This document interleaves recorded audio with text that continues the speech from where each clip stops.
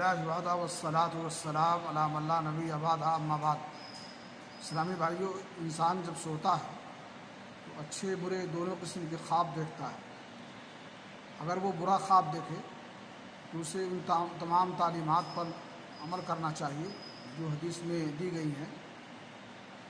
صحیح مسلم شریف کی حدیث ہے، رسول اکرم صلی اللہ علیہ وسلم نے فرمایا: اذا رأى احدكم الرؤيا يكرهها فليبصق عن يساره ثلاثا وليستعذ بالله من الشيطان ثلاثا وليتحول من جنبه الذي كان عليه۔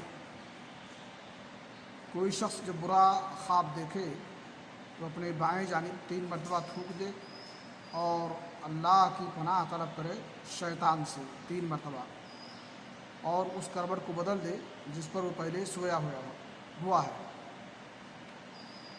اور دوسری حدیث میں آتا ہے کہ اس خواب کو کسی سے بیان نہ کرے اور ہو سکے تو اٹھ کر کے 2 رکعت نماز پڑھے۔ اللہ رب العالمین سے دعا ہے کہ اللہ تعالیٰ ہمیں توفیق بخشے کہ حدیث میں دی ہوئی تعلیمات پر عمل کریں۔ وآخر دعوانا الحمد للہ رب العالمین۔